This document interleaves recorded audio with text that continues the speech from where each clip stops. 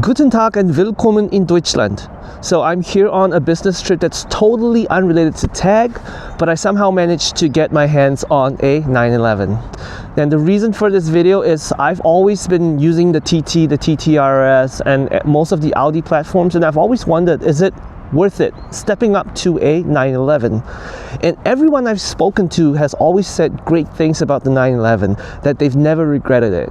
Now, it only comes down to two things that they would say this. One, it's a really great car, undoubtedly so. Or two, they just don't want to admit that they blew a whole wad of cash on a car just for the hype. So let's find out. Now, originally the 911 was called the 901 during the development stages, but then Peugeot was saying, you know what, we actually own all the rights to any car with a O in the middle.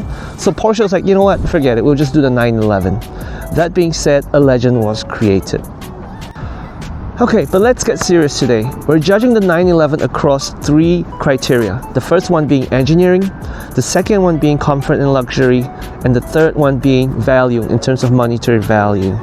This will be a no-nonsense comparison based on pure facts and my judgment based on my experience. So if you have anything else that you want to add, please put this in the comments, what you feel. If you think my judgment is wrong, sure, let's have a discussion. Something very different with the Porsche compared to like the TTRS is that this is a rear-wheel drive.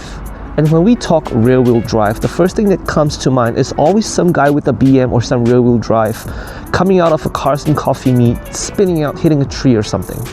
But that's not the case with the 911. Now, one thing is that it does have a 60-40 weight difference, the ratio, where most of the weight is around the rear. That coupled with thicker rear tires, as well as the Porsche stability management, ensures that the rears do not kick out during a launch. So compare it with the C8 or the M4 or any other rear-wheel drive with an engine in the front.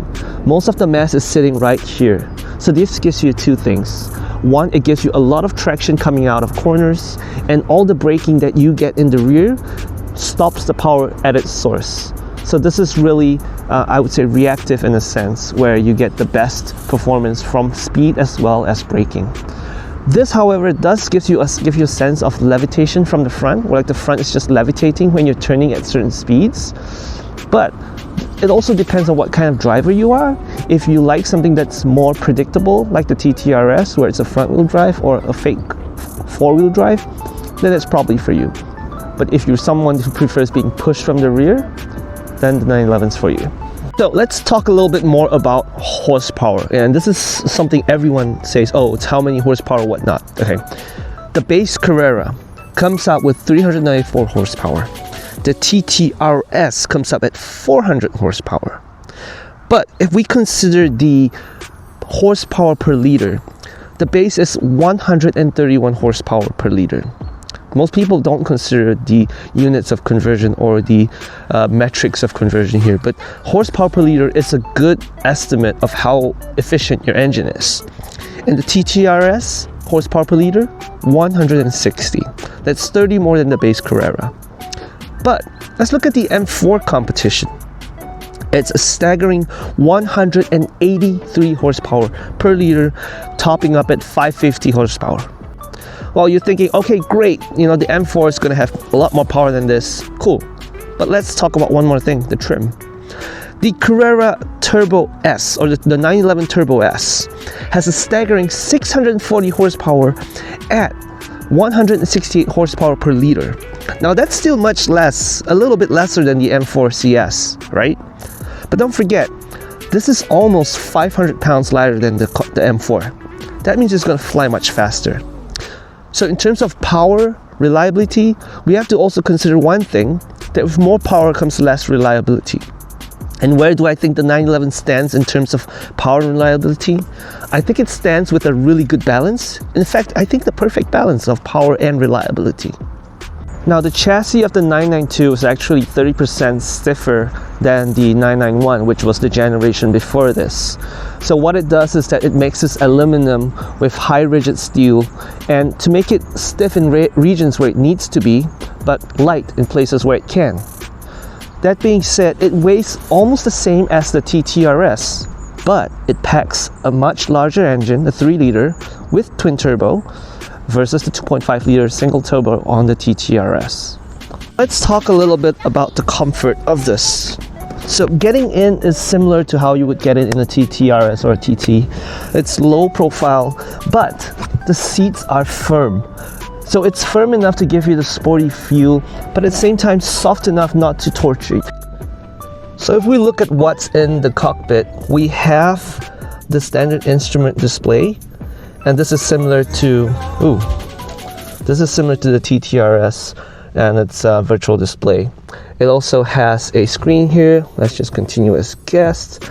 Now you see how this is built into the shape here. It is, however, kind of squarish, and I would have expected the screen to just extend a little bit here just for the premium feel of it.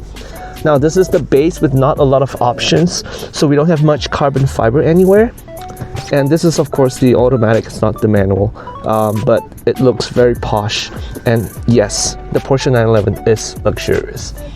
Now if we talk about practicality and having kids, you argue that you'll be able to put your kids right in the back here, but you can barely see me.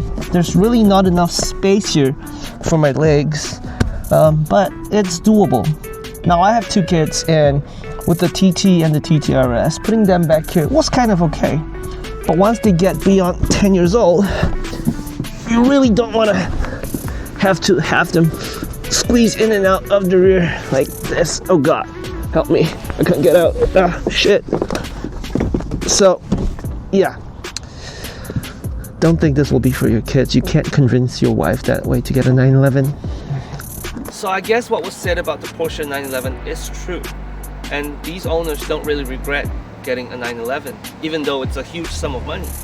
Let me know in the comments below if you think my assessment was fair, and don't forget to like and subscribe too. Next up, we're headed to the BMW Welt Museum, as well as the Audio Museum in Ingolstadt. Stay tuned, guys.